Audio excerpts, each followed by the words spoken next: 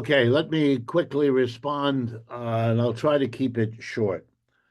The problem in our healthcare system, I think, is really very simple.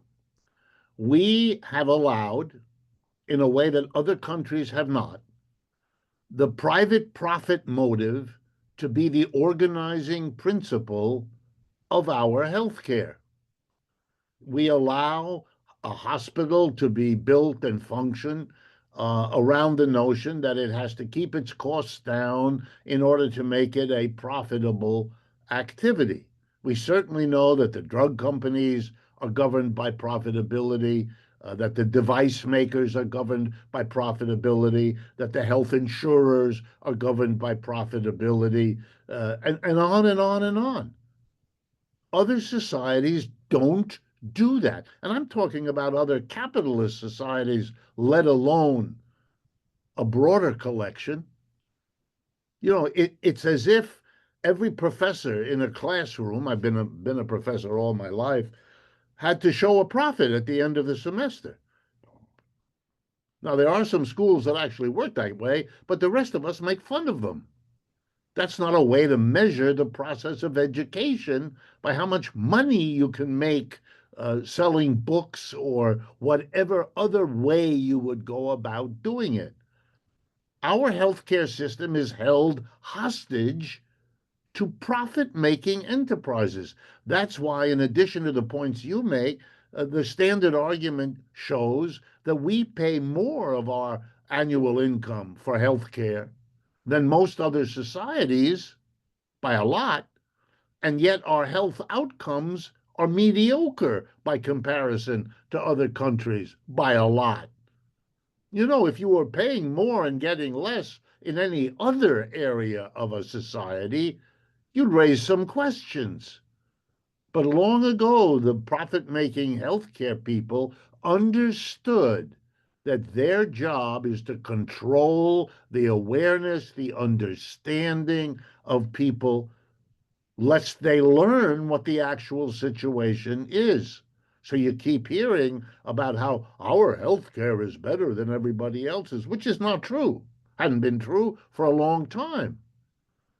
We're not living as long. We're not as healthy. We spend more days in the hospital. We're more vulnerable to a whole host of diseases. I won't go into the horror show of our handling of the pandemic. Wow. So, what we need to do, we need to make that point. Not worry so much about this or that detail, but to make the fundamental point, we've allowed profit making to dominate the healthcare of our society. On the second question, for many of us, and I'm happy to say, not at all just me or only a handful, but for many of us who are economists, Mr. Trump's behavior, the tariff programs, all the rest of it, are signs, as I've tried to show you, of desperation.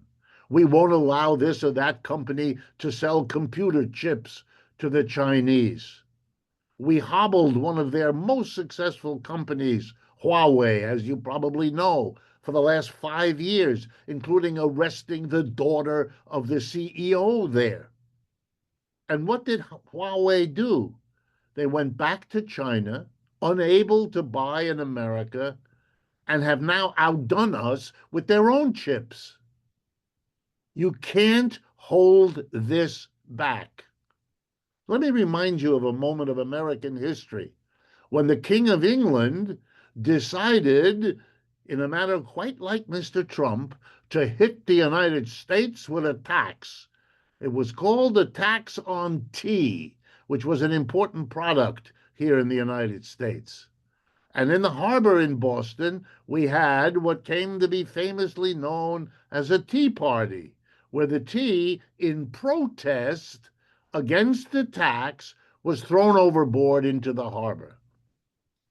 Okay, that was an attempt of the British king to hold back the development of the United States.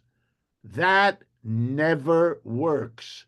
And it didn't work for England because it went from being the big colonial master to the little North American colony to within 100 years, we had reversed the situation. We were the big shot, and England was the lapdog who, when being told to jump, asked how high. If we're not very careful, we will rerun that history, only instead of Britain and us, it'll be us and the Chinese. Half of that story is already the reality. By the way, these are super good questions. So um, let me compliment you before I try to answer.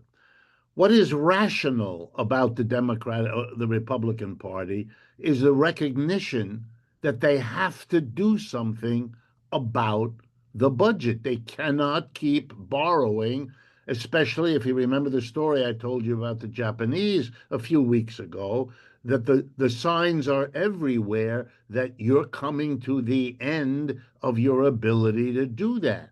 That part is rational.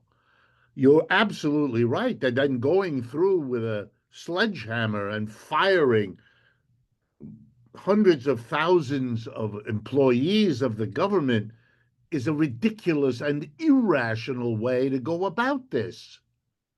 If you were rational in the literal sense of the term, you would say that what we ought to do is tax corporations and the rich. Because if you did that, if you simply, for example, went back to the level of taxation we had in the 1960s, 70s, 80s, not before that, just go back to what it was then, the amount of money you'd raise would be a major dent in the deficit. But they can't do that because the politicians are bought by those people. They cannot and will not turn around and tax them because they'll be out of office within minutes, if not sooner than that. So they're blocked. So they get desperate, and they have Mr. Musk carrying a chainsaw, prancing around on a platform while he fires hundreds of thousands of people who do all kinds of things which, if you fire them and they don't do them, are going to hurt you economically and come back to make your deficit worse. And we saw what the outcome was. Basically, there was a revolt that too many of the people who he fired found their unions, found their allies, started filing lawsuits against them.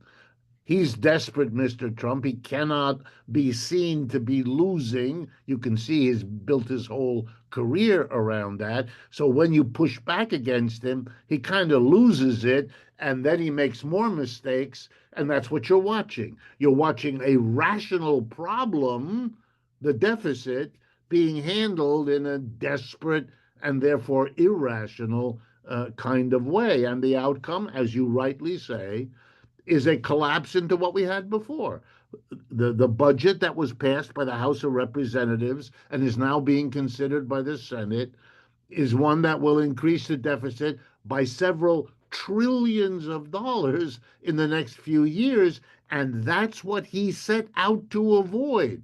If he were honest, he'd say, I've been beaten. But he can't do that. His claim to fame is that he doesn't lose, and therefore when he loses, he has to pretend that he didn't. And most Americans are beginning to see through that charade as well. On the other one, the second question, you're absolutely right. The BRICS are a very heterogeneous group of countries. Mr. Modi in India is very different from Xi Jinping in China, let alone all of the others. So yes, is there a potential for their alliance to break apart, to wither? Yes, there's no honest way of saying that couldn't happen. But they have something which is very powerful. They don't agree, they don't even like each other, but they have a common danger, a common enemy, and that is Mr. Trump and the United States. When Trump throws a tariff against the whole world, that is an act of a desperate leader. And the whole world sees that. And they see it clearly because they are hurt by it. they can't sell into the United States what they were able to sell before because suddenly it's going to cost Americans more since they have to add the tariff, which is a tax, to the price of the object coming in. Mr. Trump is trying to fix a broken American capitalism at the expense of all these other people. And the result shouldn't surprise you. They hate his guts. And the damage to the United States cannot be overstated. Let me put it to you this way. Every foreign politician, honest, dishonest, noble, sleazy, now has an easy out. Whatever the problems in his or her country might be, they can and they will blame it on Trump. And given what Mr. Trump says and given what he does, making that case will be easy for them. That means every leader is becoming the organizer of anti Americanism. Not that they set out to do it, but by the logic of what Mr. Trump has set in motion. Here's the irony of ironies. In its desperation, the United States is not isolating socialists and communists and others around the world. It is isolating itself. That's what's happening. We are becoming the rogue country. It is an astonishing reversal that is only not surprising when you do some historical work and discover that this is not unusual as empires go down and the people living in them realize it, they become desperate. How to actually achieve it? Let me make sure you understand that the United States has worker co-ops. That is, there are hundreds of businesses across the United States, northeast, west, south, everywhere, that have walked away from a capitalist model in order to recreate their existing business or a new business with a horizontal democratic structure. So it's already happening. It's happening enough that there is even an association, if you're not familiar with it, the United States Federation of Worker Co-ops. They have a website. You can go there, and there's a whole activity around it. Number two, the most successful in the West of these efforts is the one in Spain, built around particularly, although it's not the only one, the Mondragon Cooperative Corporation. It's what it's called.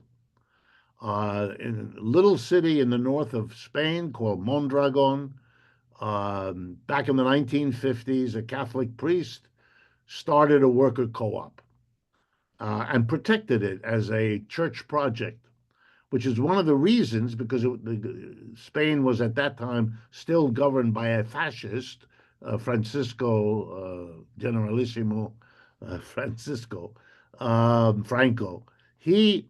But he didn't interfere because the church protected the worker co-op. Anyway, the Mondragon Corporation is now the seventh largest corporation in all of Spain. It has over 150,000 people that are members of it. It is a family of 200 or 300 worker co-ops in agriculture, in services, in manufacturing, and it works in a very democratic, horizontally organized manner. It is stunningly successful. It has its own laboratories where it has scientists developing new techniques, new products. Two American corporations paid to have their scientists work in those labs. And those two corporations are Microsoft and General Motors. So we're not talking small business here. They have their own bank, the Casa Laboral. It's a remarkable story. They maintain their own university where they train anybody, you, me. I've been there, so I know what I'm talking about, where they teach how to finance a worker co-op, how to build one, what kind of problems you have, how to deal with the banks, whatever it is. They have a curriculum developed where international teachers coming from different situations explain and teach how to do it. So there are lots of ways. Even in the United States, in our history, you'll see that different states in the United States are more or less friendly to that kind of a business organization. For example, in some states, if you are selling a business, and these were laws written sometimes a century ago, if you are selling a business, say one that you developed over your lifetime, you have to pay a tax. There's a tax when you sell the business to somebody else. But in many states, they remove the tax or they lower the tax if instead of selling your business to somebody else, you sell it to the employees who thereby converted from a hierarchical capitalist into a democratic worker co-op enterprise, which gives you an advantage if you want to do that. Let me give you another example.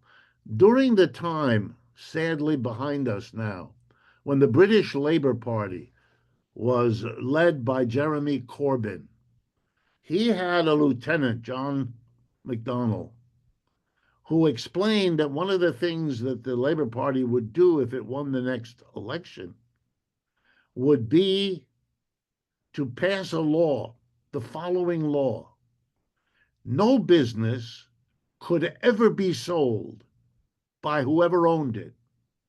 If and when the time came that they wanted to sell it, they would have to give something in law called the right of first refusal to their own workers to buy it, to explicitly use that law to support the building of worker co-ops. And the rationale was only if the British people knew what worker co-ops were, because the government had helped create them, could they reasonably be asked to vote whether they want more or less of them relative to the capitalist enterprise. That was a very creative way to put a socialist option on the table. And when the skeptical reporters said, well, that's all well and good, but how would the workers ever get the money to buy the business? And Mr. MacDonald, the shadow chancellor of the exchequer, smiled at the press and said, we in the government will lend it to them. And there was silence in the room, because what they had suddenly realized was that these people were serious. They were going to do what I just described. Well, in this country, here in the United States, we don't even have a serious conversation about such ideas, about such plans. This could be done on a municipal basis. This could be done on a statewide basis. This could be done on a federal basis. If there were support for it, you would see a mushrooming. Millions of Americans would do this. Let me give you another example. In Italy, they passed in 1985 something called the Marcora Law, named after the Italian legislator named Marcora. Here's what it says. If you become unemployed in Italy, you can get a weekly check, the way we do that here in this country, your unemployment check. But in Italy, you have a second option, which we don't have. If you can get 9 other unemployed people, that is, you have at least 10 or more, you can go to the government and say, we don't want to get a check every week for a year or whatever we're entitled to. We want the whole amount of that given to us as a lump sum now. And the government will do that on condition that the 10 people pool these lump sums into the starting capital of a worker co-op. That's one of the reasons, haha, that the Italians have more worker co-ops than other countries, because they took that step. And by the way, the business community has tried repeatedly to get that law overturned in the Italian parliament, and they have, at least so far, failed It's still on the law, it's still on the books. So there are all kinds of ways that you could creatively make a campaign that would have a concrete result that would be very exciting for people because it is so different from anything any other politician ever approaches them with. Um, on the last the second question, I don't want to pose it either or. That either we go after single issues that are immediately relevant, like healthcare, like schooling, like welfare payments, like all the other things, or we raise the basic questions. For me, it has always been the uniquely socialist perspective to do both of those. Fight for the immediate things people need and want, and do it honestly and do it genuinely. But do not hesitate to explain all the time that while you are fighting for it, you are very skeptical of two things: that you can get it given the way this society is organized. And the second thing is that if you're so lucky and so clever and so hardworking as to get the reform, can you preserve it? And the answer is no, because every time a reform is won, the business community turns against it and works to undo it. And because of the way our system is organized, they get the profits in their hands. They therefore have the discretionary money to undo it. Look, the last 70 years of this country can be summarized politically as the undoing of the New Deal. During the 1930s, socialists, communists, and the labor movement really got together and fought for reforms: Social Security, unemployment compensation, the first minimum wage, and a government jobs program that hired 15 million unemployed Americans. Spectacular what was won in the way of reforms by an activated, motivated working class. All right? Immediately upon the end of World War II and the death of Franklin Roosevelt, the business community went to work to destroy what they call the New Deal coalition, that coalition of communists, socialists, and the labor movement that made all those wonderful things happen. And they mobilized the business community and bought the politicians to get that done. Unions were reduced from a third of our population to 10% of the working class.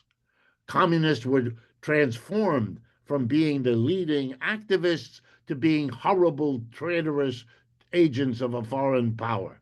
And socialists were castigated in the same way, equated to communists who just spelled it all a little differently. I mean, we live in a country that is still under the pressure of that kind of demonization. One of the reasons we are odd compared to other countries in the single issue movements that we have favored is that people realized that you could make a little headway if you focused on peace or you focused on healthcare, as long as you never said anything about capitalism. So they didn't. They didn't want the government coming down on them. So it became a kind of a badge of how you proceed in America. But that meant you never educated the people to understand either why they couldn't get the reform they were fighting for or why they couldn't preserve it if they got it. Because the answer to that question is capitalism. You got to get rid of that, or else the reforms you will not get, or if you get them, you will not keep them. Let me talk about the isolation of the United States, since I made that point and the question raises it again. And let me link it to immigration, because it allows me to recapitulate a couple of the basic themes.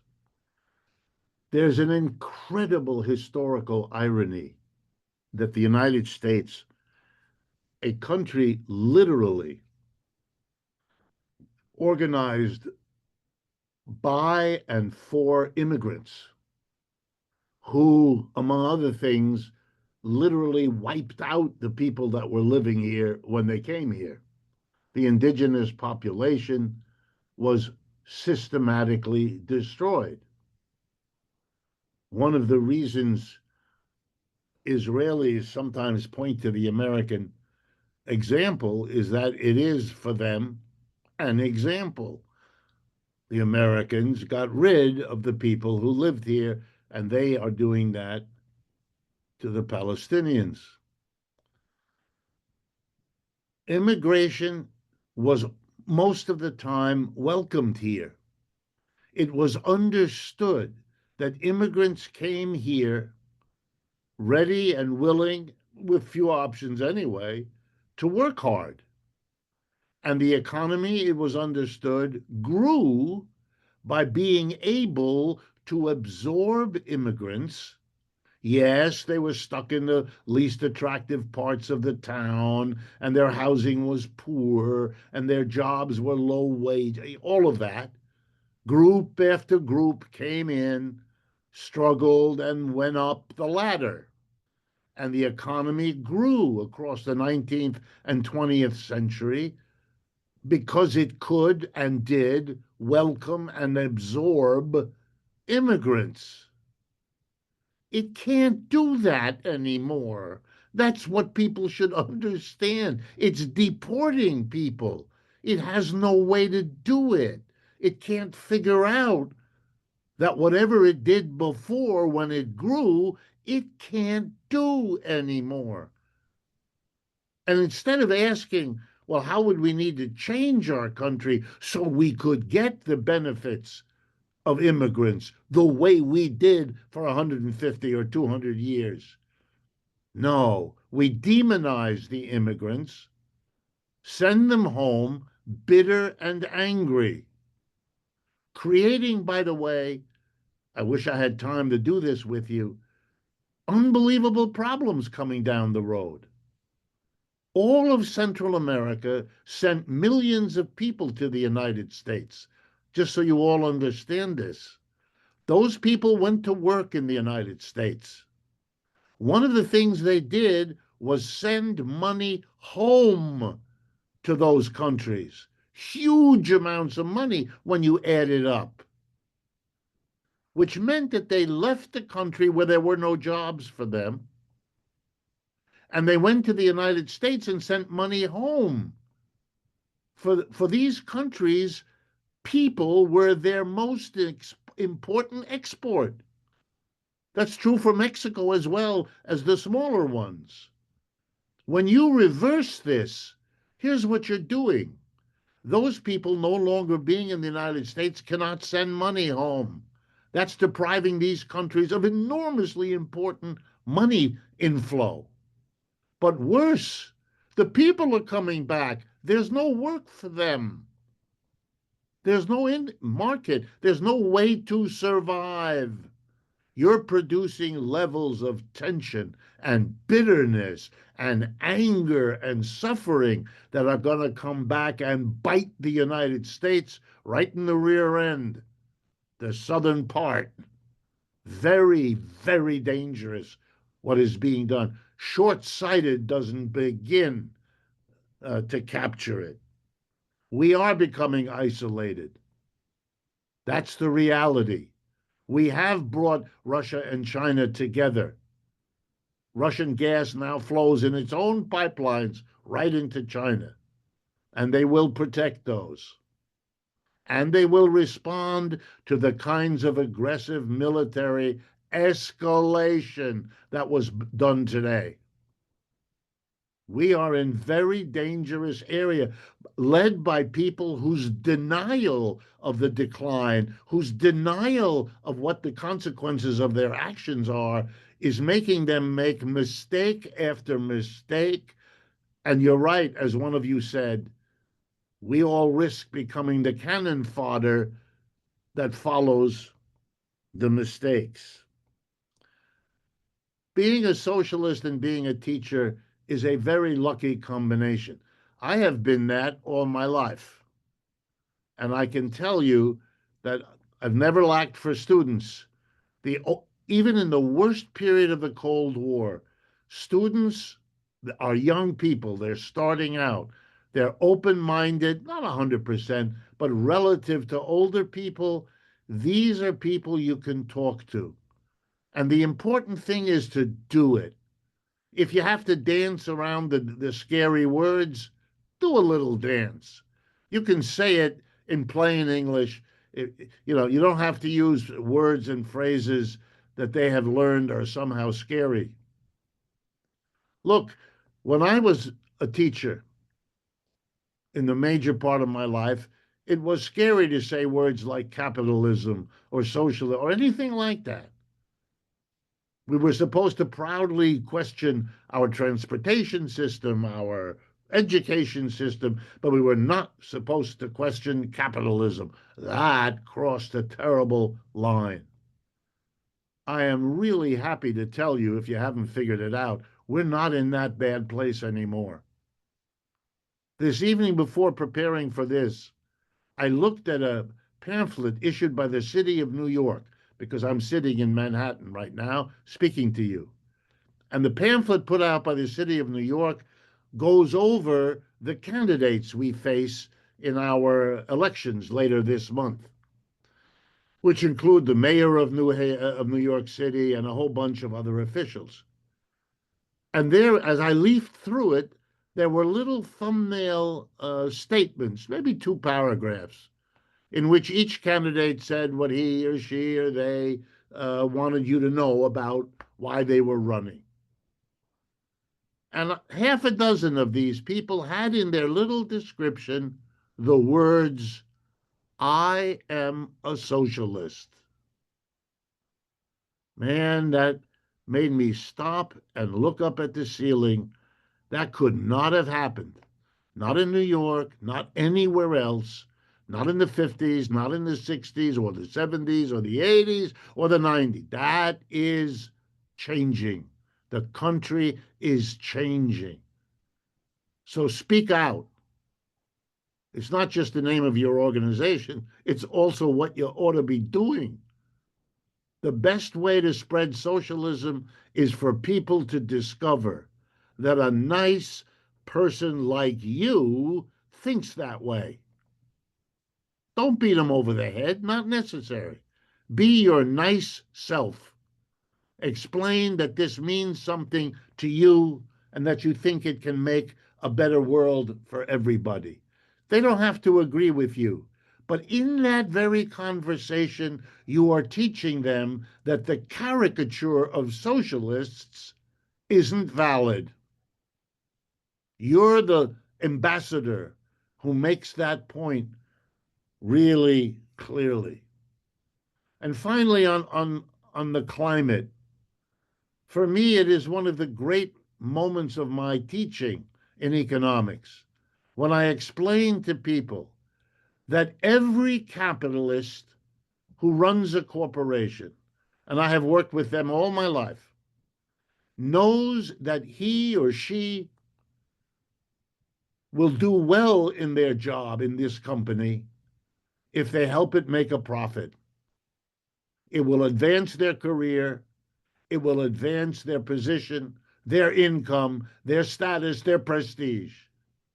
And if they lose money for the company, for example, by insisting that it do something about the pollution coming out of its smokestack or the junk they're pouring into the water system, they will be depressing their career, depressing their income, depressing their chances. Capitalism rewards the maximization of profit. When I've had to teach in business schools, that's what we teach business people. Climate is a cost, and as such, dealing with the climate is a costly outlay they don't want to have to make because it eats into profits. As long as we live in a system that maximizes profit as the way it organizes business, we will see the other values of a decent life, like an honest interaction with our climate, and by the way, an honest interaction with one another, go by the wayside, be sacrificed, because it's a profit driven system. Our problems today are the result of a profit driven system. We ought to recognize that and change the system.